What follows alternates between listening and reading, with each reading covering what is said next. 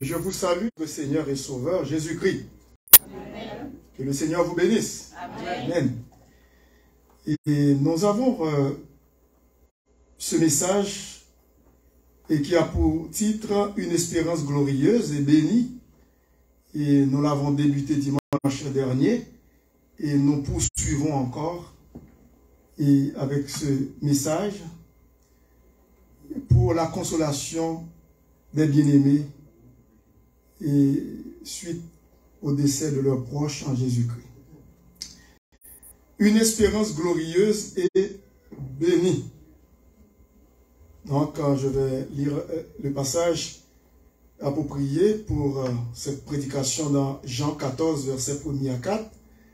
Et nous pouvons lire avec moi Jean 14, verset 1er à 4. Jean chapitre 14, verset 1er à 4. Lisons ensemble. Que votre cœur ne se trouble point. Croyez en Dieu et croyez en moi. Il y a plusieurs demeures dans la maison de mon Père. Si cela n'était pas, je vous l'aurais dit. Je vais vous préparer une place. Et lorsque je m'en serai allé et que je vous aurai préparé une place, je reviendrai et je vous prendrai avec moi, afin que là où je suis, vous y soyez aussi. Vous savez où je vais et vous en savez le chemin. Que l'Assemblée de Dieu dise Amen. Merci, vous pouvez vous asseoir. Une espérance glorieuse et bénie.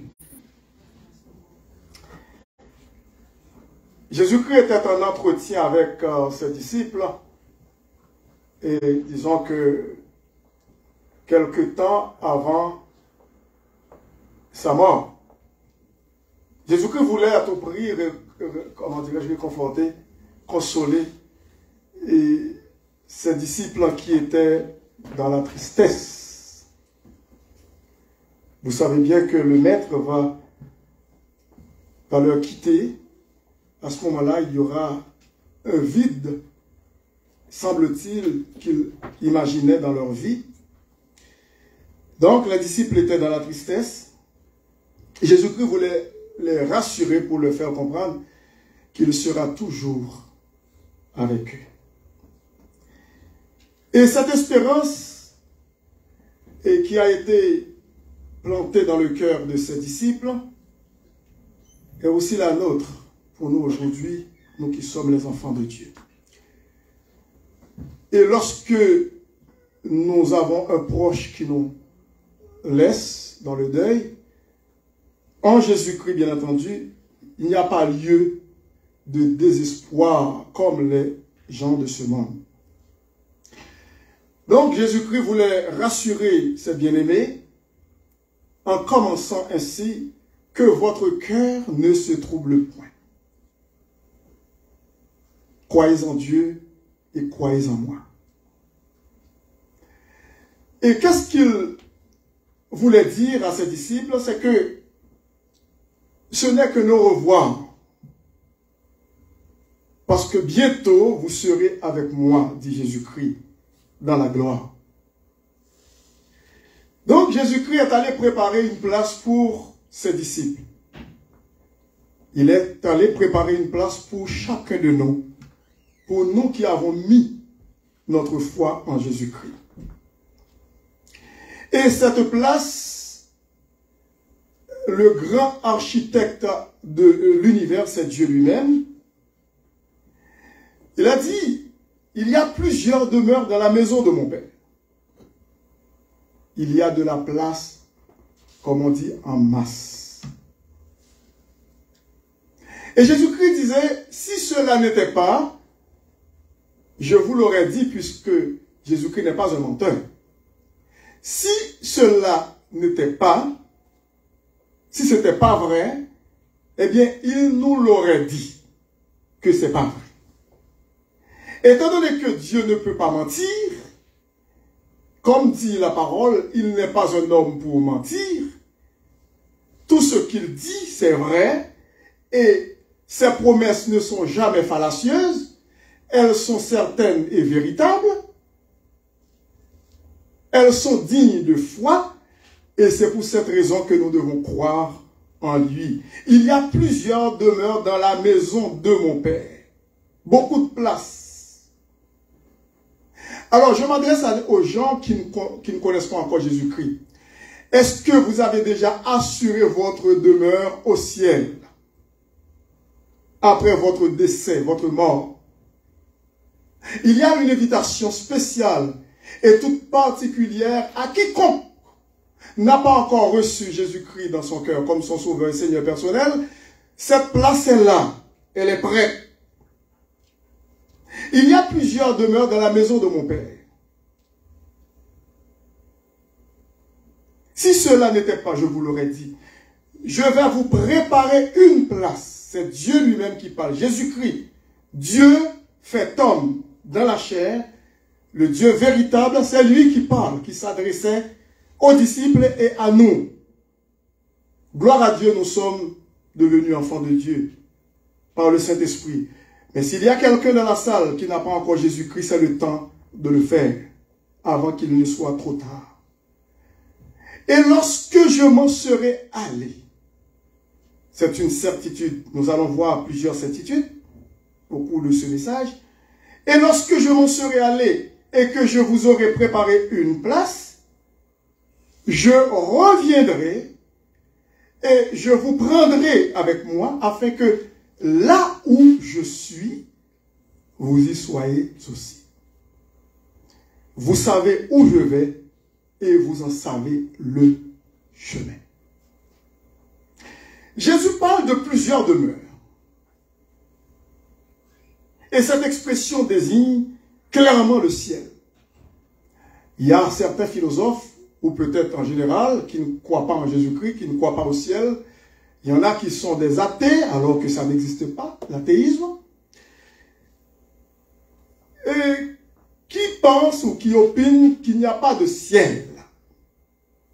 Et laissez-moi vous dire que c'est étonnant que même le pape, ce pape qui siège à Rome, dit qu'il s'agit d'une allégorie. Vous voyez? C'est impensable. Pour lui, le ciel n'existe pas, c'est une allégorie. L'enfer non plus. Pourtant, chose qui n'était pas présente dans l'esprit des papes précédents. Ce pape actuel affirme qu'il n'y a pas de ciel, mais c'est une allégorie. Donc, la Bible parle de façon véridique qu'il y a un ciel. Et ce ciel est la demeure de Dieu. Amen. Il est allé nous préparer une place. Lorsque Jésus-Christ avait prononcé cette parole, il était encore vivant, avant sa mort, eh bien, il a réalisé cette promesse, le fait qu'il est allé aux yeux de ses disciples sur le mont des Oliviers, il est parti, et les disciples regardaient Jésus-Christ partir et non pas descendre dans la profondeur de la terre, mais il est parti. Il est allé vers le haut et non pas vers le bas.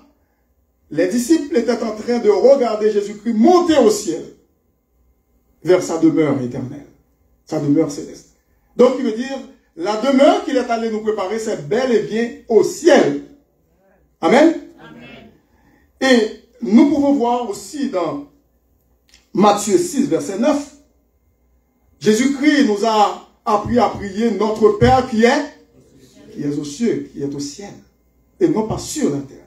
C'est vrai que Dieu domine partout, il est omniprésent, mais son trône est en haut, est dans le ciel. La terre est son marchepied, son escabeau. Il faut bien comprendre cela. Pour les gens qui nient catégoriquement que le ciel n'existe pas. Et lorsque nous regardons dans Psaume 33 aussi, le verset 13 et 14, le Psaume 33, verset 13 et 14, il est dit, du lieu de sa demeure, il observe tous les habitants de la terre. Du lieu de sa demeure, il observe tous les habitants de la terre. Et puis le verset, le verset 15, lui qui forme leur cœur à tous, qui est attentif à toutes leurs actions du haut de sa demeure. Lorsque nous regardons dans Ésaïe, aussi Ésaïe chapitre 63 verset 15, Ésaïe 63 verset 15, il est dit, verset 15, regarde du ciel et vois de ta demeure sainte et glorieuse, où sont ton zèle et ta puissance, le frémissement de tes entrailles et tes compassions ne se font plus sentir envers moi. De sa demeure, qui veut dire dans le ciel. Donc, la demeure de Dieu est en haut et non en bas. Et nous pouvons dire aussi que Dieu a une maison qui comprend de nombreuses pièces, c'est-à-dire cet endroit que sera transporté ou transféré la maison de Dieu qui se trouve encore sur la terre, nous qui sommes ses enfants, l'Église. Dans Éphésiens chapitre 2 verset 19, nous pouvons voir dans Éphésiens 2 verset 19, écoutez bien ce que l'apôtre Paul dit, le verset 19. Ainsi donc, vous n'êtes plus des étrangers, ni des gens du dehors, mais vous êtes concitoyens des saints, gens de la maison de Dieu. Donc, nous sommes les gens de la maison de Dieu. Un jour, cette maison qui se trouve sur cette planète Terre sera transférée au ciel, dans la demeure éternelle. C'est ça notre espérance glorieuse et bénie. Amen. C'est ça. Pourquoi? Parce que la parole de Dieu nous dit, car nous n'avons point ici-bas de cité permanente. Lorsque vous regardez dans Hébreux 13, verset 14, et je comprends bien que nous sommes encore ici-bas, nous avons des projets, nous avons besoin d'étudier pour avoir un diplôme, pour travailler, nous avons besoin des emplois, nous avons besoin d'une maison, de l'argent, des choses, mais cependant nous allons tout quitter. Amen. Hébreux 13, investissons-nous plutôt, tout d'abord, je ne dis pas seulement, mais de façon, comment dirais-je, prioritaire, il faut investir là-haut et non ici-bas. Hébreux chapitre 13, verset 14, il est dit, le verset 14, car nous n'avons point ici-bas de cité permanente. Nous sommes des voyageurs, des pèlerins. Nous sommes en route vers notre destinée éternelle. Nous sommes des pèlerins. Nous habitons de façon temporaire ici-bas sur cette terre. C'est vrai que nous pouvons investir ici-bas, mais cependant il ne faut pas tout investir ici-bas, puisque nous allons bientôt les quitter. C'est bien dommage. Mais heureusement aussi, puisque notre demeure est dans les cieux. Car nous n'avons point ici-bas de cité permanente, mais nous cherchons celle qui est à venir. Et c'est pour cette raison, le verset 15 dit, par lui, offrons sans cesse à Dieu un sacrifice de louange, c'est-à-dire le fruit de lèvres qui confesse son nom. Dans ce passage de Jean 14, nous allons voir plusieurs certitudes. La certitude de son retour. Le retour de Jésus-Christ. C'est une certitude. Il n'y a aucun mensonge là-dessus. Il n'y a aucune tromperie là-dessus. Mais il y a une certitude. La certitude de son retour. Le verset 3, et lorsque je m'en serai allé et que je vous aurai préparé une place, je reviendrai. C'est une certitude, il reviendra. Est-ce que vous êtes prêts pour ce retour? Amos 4,12 dit, prépare-toi à la rencontre de ton Dieu, dans l'Ancien Testament Israël. Dans Éphésiens 5,16, rachetez le temps car les jours sont mauvais. 2000 ans de cela, cette parole a été prononcée dans la bouche de l'apôtre Paul, sous l'inspiration du Saint-Esprit. Ça fait 2023 ans. Alors, s'il était réel pour l'apôtre Paul, à combien pour forte raison 2023 ans plus tard? Racheter le temps car les jours sont mauvais. Comment nous devons racheter le temps? C'est en investissant dans le royaume de Dieu. Cherchons premièrement le royaume de Dieu et sa justice, et toutes les autres choses nous seront données par-dessus, parce que Christ reviendra. Amen. Oui. C'est certain qu'il reviendra.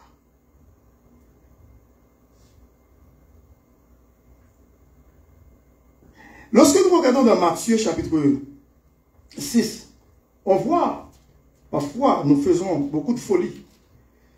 Dans Matthieu 6, et lorsque nous regardons ici,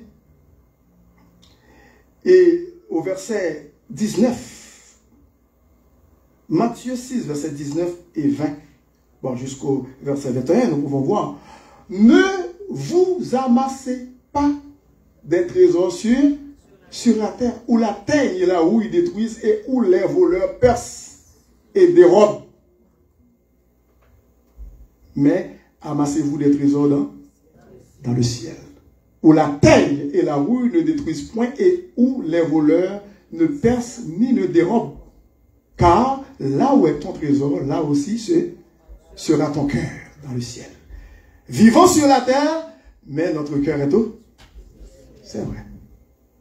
Je ne suis pas en train de vous dire qu'il faut tout oublier sur la terre. Ah, il ne faut pas répondre à vos responsabilités, à vos obligations, à vos exigences ici-bas. Écoute, je serai un pasteur irresponsable, un père de famille aussi irresponsable.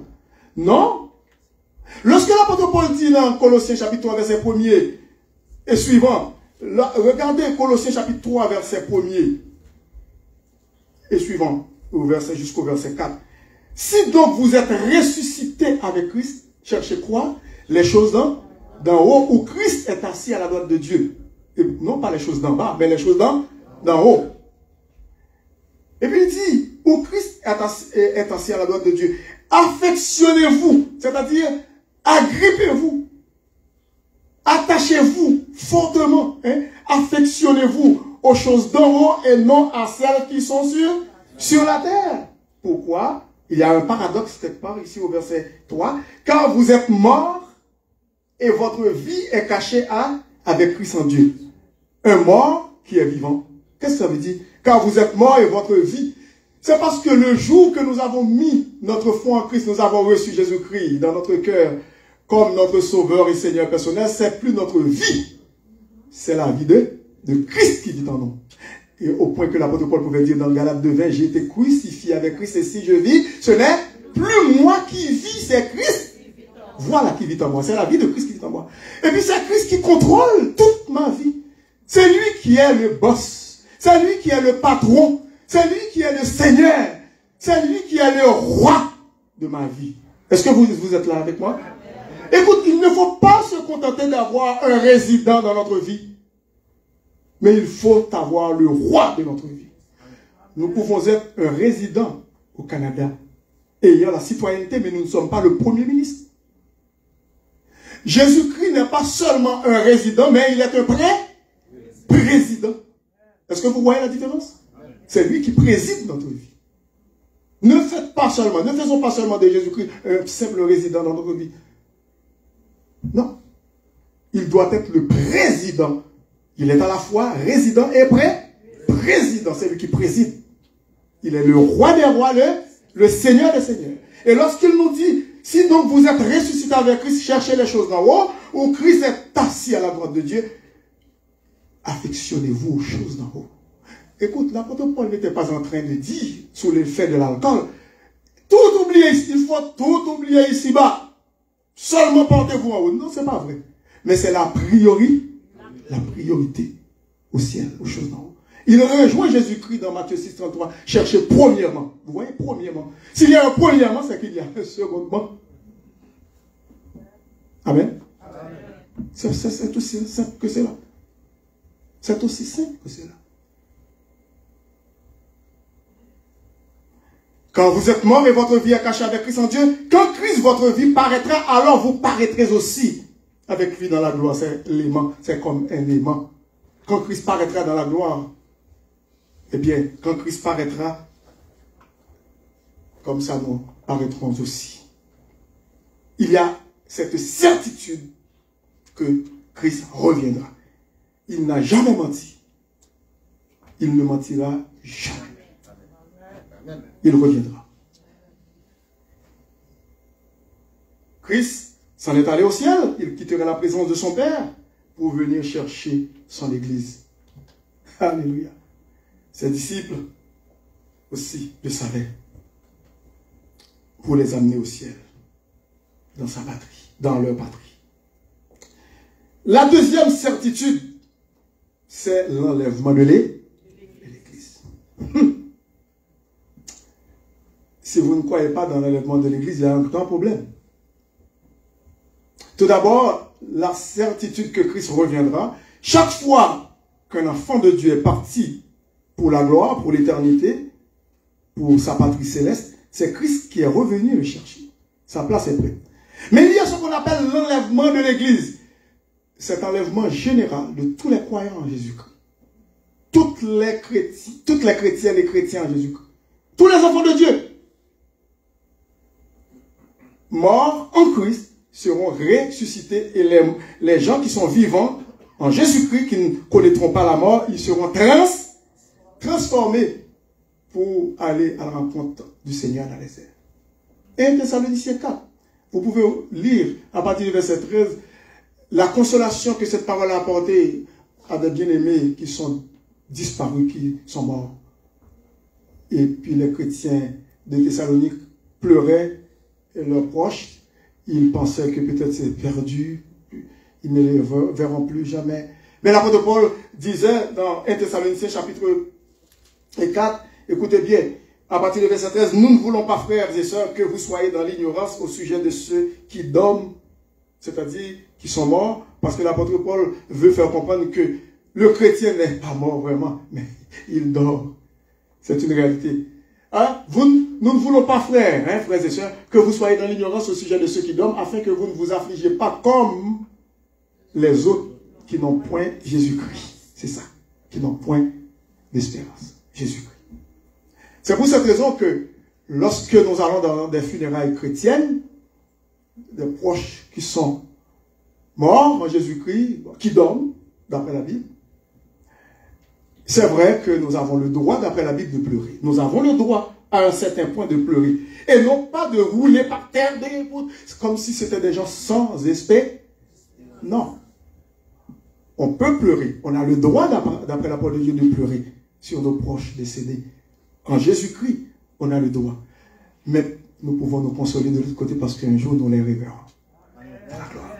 Ce n'est qu'un au revoir. Je comprends bien que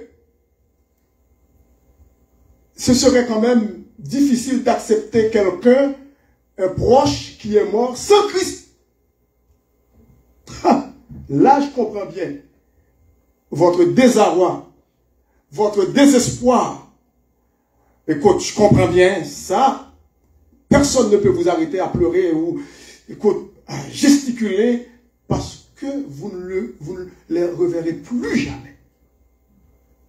Parce qu'il y a deux destinations. Quand le train est déjà en marche, la locomotive est en marche, impossible, on ne peut pas l'arrêter. Si vous prenez cette direction vers l'enfer éternel, comme dit l'anglais, up to you. Ça, c'est votre affaire. Mais tant aussi longtemps que l'évangile est prêché ici-bas, c'est votre responsabilité de recevoir Jésus-Christ dans votre cœur comme votre sauveur et Seigneur personnel. Moi, je le dis à tous ceux et celles qui m'écoutent, soit sur les réseaux sociaux présentement, pour les gens qui sont en face de moi. Si jamais il y a quelqu'un qui n'a pas encore Jésus-Christ, c'est le temps de le faire. Il faut l'accepter avant qu'il ne soit trop tard, pendant qu'il en est temps. Donc, cette deuxième certitude, c'est l'enlèvement de l'Église. L'Église sera enlevée. Et Corinthiens 15 nous parle aussi de ça. Il faut que ce corps mortel revête l'immortalité et que ce corps corruptible revête l'incorruptibilité. Là, 1 Jean 3, à partir du verset 1er à 3, il dit, voyez quel amour le Père nous a témoigné pour que nous soyons appelés quoi? Enfants de Dieu. Et nous le sommes, c'est une certitude. Si le monde ne nous connaît pas, c'est qu'il ne l'a pas connu. Bien-aimés, nous sommes maintenant enfants de Dieu. Et ce que nous serons n'a pas encore été manifesté, qui veut dire cette transformation de notre corps de chair en un corps de gloire comme celui de Jésus-Christ. Nous serons semblables à lui, à Jésus-Christ, parce que nous le verrons tel qu'il est. Amen. Lorsque nous nous regardons dans la gloire, on est semblable à Jésus-Christ. Quelle merveille, quelle merveille, c'est merveilleux. C'est une certitude, l'enlèvement de l'Église, lorsque nous allons retrouver notre Seigneur dans les nuits. Ça, c'est vraiment merveilleux. La troisième certitude, c'est une certitude, hein. L'Église ne passera pas au travers de la grande tribulation.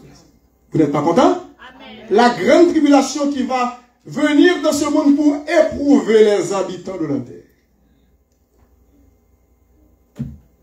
Ça va être terrible. Oui, je comprends bien que il y aura des gens qui seront sauvés au travers de la grande tribulation. Mais à quel prix? Prix de grands sacrifices. Parce qu'il y aura un grand dictateur mondial, le dernier gouvernement mondial, qui va régner 7 ans. Après, ça va terminer complètement. Il y aura un nettoyage ici-bas sur cette terre. Il y aura ce qu'on appelle le règne de 1000 ans, le millénium. Donc, nous n'allons pas connaître la grande tribulation. Je reviendrai une prochaine fois puisque le temps est cool. La quatrième certitude, c'est que c'est notre réunion glorieuse et éternelle avec Jésus-Christ. Là où il y aura les noces de l'agneau et aussi la distribution des récompenses. Ha. Je viens bientôt, Apocalypse 3, 11. Je viens bientôt. Retiens ce que tu as afin que personne ne prenne quoi? Ton salut ou ta couronne? C'est ça, parce que le salut, tu l'as déjà, par la grâce de Dieu, gratuitement. Mais ta couronne, tes récompenses, il faut travailler pour cela. 1 Corinthiens 15, 58. Ainsi, mes frères bien-aimés. Ainsi donc, mes frères bien-aimés, soyez fermes, inébranlables, travaillant de mieux en mieux à l'œuvre du Seigneur, sachant que votre travail ne sera pas vain dans le Seigneur. Que le Seigneur bénisse.